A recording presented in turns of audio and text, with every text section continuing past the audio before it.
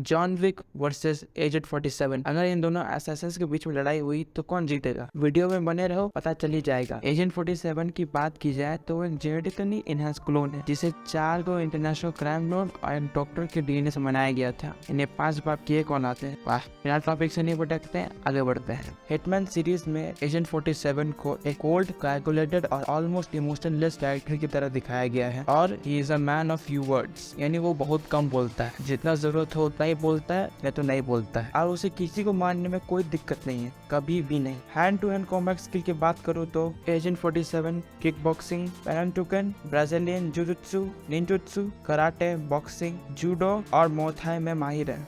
Weapons की बात की जाए तो सबसे पहले आते हैं उसके सिग्नेचर हैंडगन्स, राइफल, शॉटगन्स और सब मशीन गन्स। नॉलेज और इंटेलिजेंसी, जेनेटिकली इनहेंस क्लोन होने की वजह से उसका आईक्यू लेवल काफ़ी हाई है, जिसकी वजह से उसके पास एक एक्सेप्शनल मेमोरी है। वो काफ़ी चीज़ों को बहुत जल्दी, बहुत समय के लिए याद रख सकता है। वो स्ट्रेटेजी बनाने में, सिचुएशन को एनालाइज करने में और खुद को सिचुएशन के हिसाब से ढालने में काफ़ी माहिर है। अगर लैंग्वेज की बात की जाए तो agent 47 English, French, German, Italian, Spanish, Russian और जापानीज जैसी कई सारी भाषाएं बोल सकता है, मगर एग्जैक्ट कितनी भाषा बोल सकता है पता नहीं है। I think they called me 47. That's not a name. So make it one. All right. Agent 47.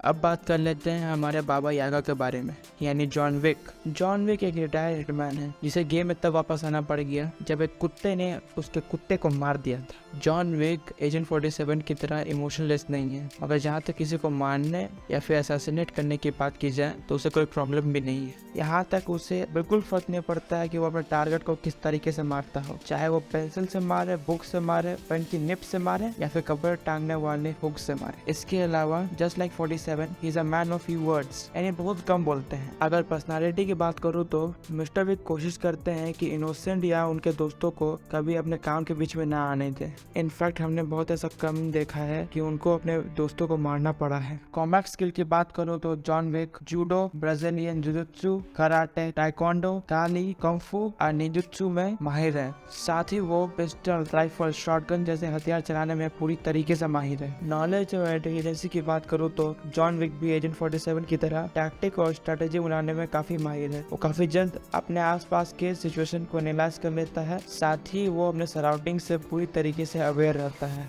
उसे पता रहता है कि उसके आसपास कितने लोग हैं, उसे किसे मारना है, कैसे मारना है और कहाँ मारना है। इसके अलावा जॉन विक कई तरह की लैंग्वेज बोल सकता है, जैसे इंग्लिश, रशियन, इटालियन और साथ में साइन लैंग्वेज भी। Just give me a gun. अब मेन मुद्दे पे आ जाते हैं कि भाई जीतेगा कौन, अपना बाबा यागा या फिर दो गनधारी एजेंट 47। अब ध्यान से सुनना, गन बोला है, ठीक है। अब यहाँ एजेंट 47 को एक एडवांटेज मिल जाता है क्योंकि वो एक जेनेटिकली इंजीनियर क्लोन है जिसका strength, stamina, durability, IQ, instincts काफी हाई है नॉर्मल ह्यूमन से। On the other hand John Wick भी सुपर ह्यूमन लेवल पे है। हमने चैप्टर 1 और चैप्टर 2 में देखा है कि उसने घंटों तक नॉन स्टॉप लड़ाई की है। उसे कई बार चाकू से मारा गया, कई बार उसे गोलियां भी लगी। हालांकि उसका सूट उसे प्रोटेक्ट करता है, मगर इसका मतलब ये नहीं है कि उसे दर्द नहीं होता है। लगभग दोनों एक ही लेवल पे हैं, मगर अभी भी सवाल यही उठता है वो विल विन, तो जॉन विक यहाँ जीत जाएगा। और वो कैसे, अभी बताता हूँ। मान लो अगर जॉन विक और एजेंट 47 की 1-on-1 फाइट हुई और उसमें कंडीशंस ये रख दी गए कि कोई वेपन इस्तेमाल नहीं करना है, ना बंदूक, ना राइफल्स, ना चाकू, कुछ नहीं, सिर्फ हैंड टू हैंड कॉम्बैट होगा, तो यहाँ पे जॉन विक आराम से जीत जाएगा। भले ही एजेंट 47 जेनेटिकली इंजीनियर क्लोन है, मगर हमने जॉन विक को कई बार अपने से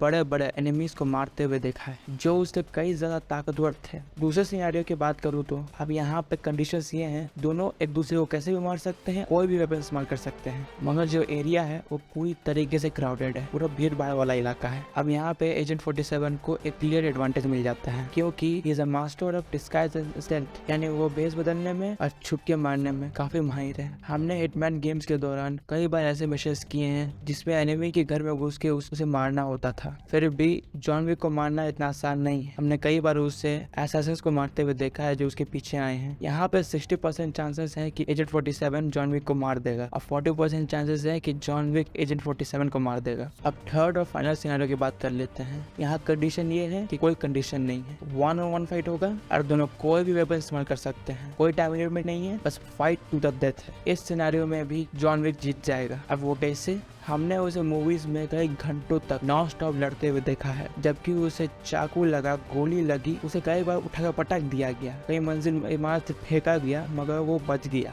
on the other hand agent 47 her job के बाद एक ब्रेक लेता है। हमने उसे कभी लगातार लड़ते हुए नहीं देखा है, तो इस वजह से जॉन विक जीत जाएगा। 3 सिनेरियो में से 2 सिनेरियो में जॉन विक जीत गया है, तो इस फाइट का विनर जॉन विक हुआ। अब ये तो रहा मैं पर्सनल ओपिनियन इन दोनों के फाइट को लेके। तुम्हारा ओपिनियन मुझे कमेंट सेक्शन में बताओ, और ऑडियो को थोड़ा इग्नोर कर देना। तो वीडियो पसंद आई तो लाइक कर देना, और तुम्हें वीडियो पसंद नहीं आई तो कमेंट सेक्शन में लिखो यार तुम्हें क्या पसंद नहीं आया। इसके अलावा कभी तुमने सोचा है कि जॉन विक अगर तुम्हारे पीछे पड़ जाए तो क्या होगा भाई? अगर जानना चाहते हो तो ये वाली वीडियो देखना। तब तक के लिए बाय बाय, टेक केयर।